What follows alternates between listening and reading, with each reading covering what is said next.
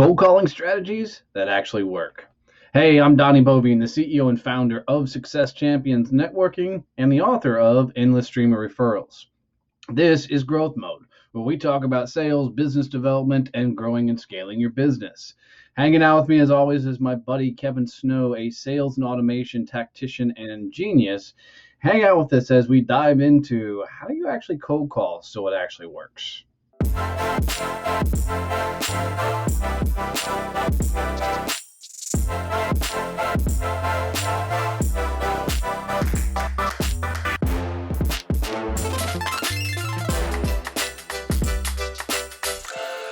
So cold calling, man, this is a fun topic for me. I mean, I've literally stood in front of rooms, done live dials. I've taught cold calling for a number of years, but so I don't completely just ramrod this entire freaking episode. Kevin, why don't you talk us a little bit through a little bit your cold calling history, what it is, why do people suck at it so bad? Give us an overview. And how would that be different from any other episode? Just saying. So no. I can't help I like the sound of my own damn voice. So for anyone that's been listening to the podcast, they know I'm a high C. So cold calling is not a pleasurable activity for us. I don't understand how it's pleasurable for anyone else, but there are people who actually enjoy doing it, and it's a lot of fun. For me, I had to learn, a couple things I had to learn really quick was that when you're cold calling, you're not trying to sell shit. You are literally making a phone call just to get approval to be in front of them, to sit down and talk to them. And two, you have to be able to take no and be okay with having the no. And understanding that every time you get a no, you're closer to getting that yes for a really cool meeting. So for me, when I was a sales manager, I'd listen to other people telemarketing and cold calling, trying to set appointments. They always would jump in and trying to talk about features and benefits and all that stuff. And for me, the best thing that always worked for me was to be able to talk and have some little bit of understanding of what industry who I'm talking to and what issue my product's fixed, and be able to talk about what ifs. Hey, what if I was able to show you how you could do this? Would that be a good use of your time? And that was how I was able to get in front of them, because if I got into talking features, being my personality, we were going to go deep dive and I was going to get hung up on. So it's really about understanding, hey, how do you get them interested to just sit down with you for a conversation? And that takes all the stress out of it, because the thing people hate is the sales, especially if you're a C or an S. And now you aren't selling. You're literally just saying, hey, I want to have a conversation with you. And that takes some of the pressure off. But it's a repetition thing. You got to be doing it, and you got to be learning what you're saying and paying attention to what you're saying and figuring out what works.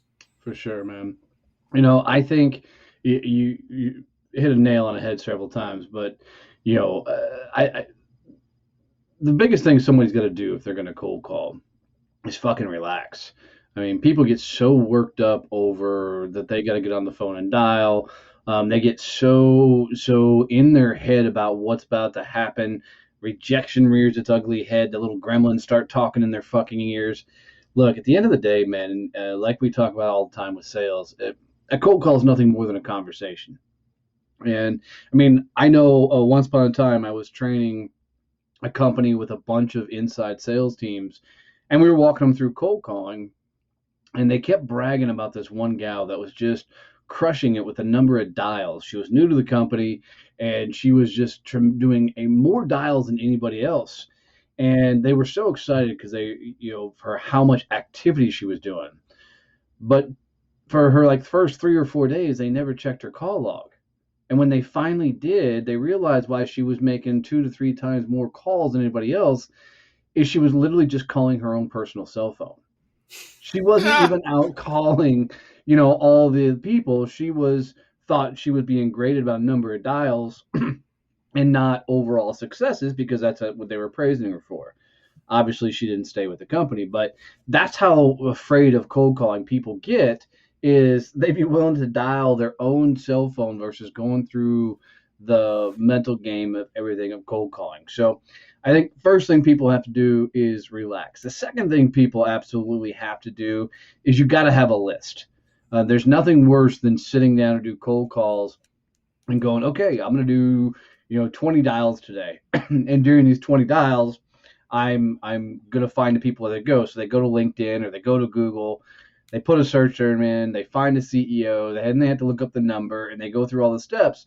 Well, 20 minutes later, they're finally making a dial, and then they go to the next one, and then so there's too much time to get up in your head and not make the dial. So I always tell everybody, take an afternoon and make a master list of people you're going to call, and then do the cold calls the next day, and then don't filter the list, because we all have done it where we've got a list of names they're calling and we're like, all right, number one, let's go. I gotta know. Number two, let's go. Gotta know.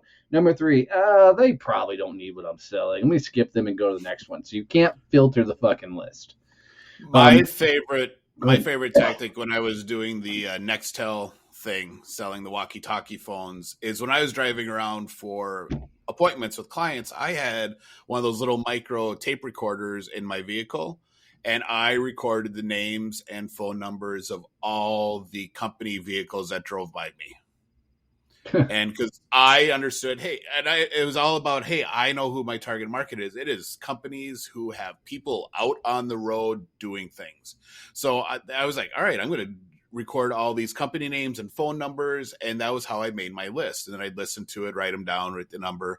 And this was, where not everyone had a website yet. So you couldn't necessarily Google Jim's HVAC and find them on there. Right. But we'd still do a quick search, see if we could find out any information. But then you already had a pre-qualified list, and it was much easier to call. And you had an idea of their size. You could kind of tell. I see their vehicles all the time, so they got to have more than one, and you could kind of know who you're calling. Yeah, for And sure. Well, I and think that was key. Other than because I know when I started, it was like, "Oh, I'm going to call down the A's today," and it was horrible. That was just well, and I think you painful. doing that in my head, what immediately thought is now I use that as leverage to get in the door, because I can literally call up and say, hey, I just saw your truck driving down the road. And I would shut up and pause right there, because now they're going, okay, is this a complaint call? Is Yep, this, what is this? Uh, exactly. it's a massive pattern interrupt to get in there further. And to play along with that, when you actually make the dial, you got your list of names, you got your target you're going after. When you make the cold call, man, you've got to do the exact opposite of what a traditional cold call would teach you. A traditional cold call sounds like, hey, this is Donnie. I'm with XYZ and company. I'd love to talk to you about blah, blah, blah, blah, blah. Click, right? Everybody's going to hang up on your ass because they don't give a shit, and they instantly know all you want to do is try and sell them something. So the way you open up a proper cold call is really funny, but it's simple. And I would literally just say, hey, this is Donnie from Success Champions, and shut the fuck up and not say anything else, because the person on the other end has literally got to go, okay, do I know this person? Where do I know them from? How do I know this name? Because when you call somebody, they're usually sitting at their desk. They usually have a bunch of shit going on, and you've literally got to interrupt what they're doing so they're focused on you, so you can have a real conversation. So using Kevin's van method, when you call that number and you're like, hey, I just saw your van drive down the road, now all attention's on you, and they're no longer staring at their computer, they're directed right at you. And when you do that first move, hey, does my name sound familiar, company sound familiar, and they're like, I'm not sure, I will always immediately play a joke. And my joke is really simple. Well, then this is a cold call. Okay, if I tell you why I'm calling and then you decide if you want to hang up or not. And almost 100% of the time, they're like, all right, go ahead. Because they know I'm not playing any games at this point. They know it's a freaking cold call. And we've been cold calling, like mad fools for the Badass Business Summit, doing this last push for ticket sales. And I can't tell you how many people have, let me get to that portion or laughed when I said that, and they're like, all right, give me your spiel. I'm probably going to hang up on you. I'm like, cool. and then you walk through your spiel. And when you do your spiel, I mean, a lot of people teach pain points and all this kind of stuff. I like to go straight at them, and I learned this while doing sales training. Is, let's say I sell commercial labels, and this is a young kid that figured this out. I'm not going to try and go through, hey, do you have problems with your labels? Do you have this, that, and the other? I'm going to just look straight at them and go, you guys ever do labels? And it's an answer. It's a quick yes or no. No, we don't do labels. Cool. Probably not a good fit for you then. Yes. Cool. How do I get on your vendor list? Right? It's a quick move. What we were doing for the summit is I was like, hey, do you guys as a company either invest in yourself or your employees to up their game, sales, business development, and those type of things? And they'd always quickly say yes or no. And so it let me guide the conversation. Remember, guys, the goal of a cold call is to get the appointment. The goal is to get in there and to open some doors to a further, more in-depth conversation. Quit trying to close things out. Become a human. When in sales, when we become a human, good shit happens. And we no longer come across as a salesperson. I think we're going to have to dive into cold calling in a few more episodes on this, Kevin, to really take them through the entire process. Yeah. But what I want people to understand, that to make cold calls actually work is you need to know who to call. You need to fucking relax. You need to schedule your time. I shouldn't even talk about partnering up and having a buddy call with you. So we'll probably do the next episode on team calling and why you should never cold call alone. But you need to get a system that you can repeat and do over and over again to keep things very simple so that you can have real conversations. The one thing that you missed on the list is the one thing you missed on the list is that you also need to have an idea what you're going to say. And yes, especially if you are brand new in the sales or brand new with a company, you need to understand, hey, here's going to be my opening pitch. But then what are the things that they might say in response to that, and already have thought through, hey, all right, so here's how I'm going to respond to that. And have a couple different options for those responses so you can figure out which one feels better for you, because that's a whole big part of it. It feels awkward coming out of your mouth. It's going to sound awkward to the person listening to you, and it's not going to be effective.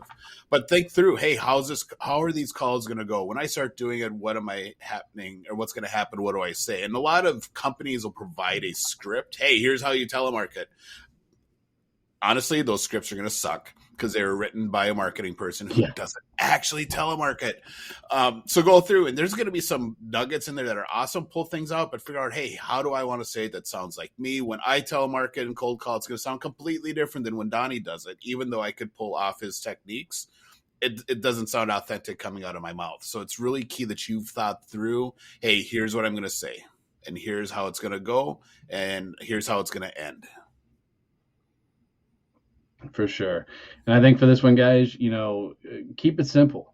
Realize that cold calling is a learned skill. Realize that you're going to, be calling to people that don't necessarily want to be cold called on. So they're not pissed off at you. They're pissed off at the sales process.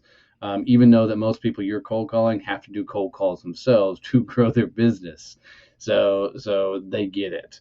So we'll follow this up with a couple of extra episodes on how to do team calling, how to do the full process and system of a cold call.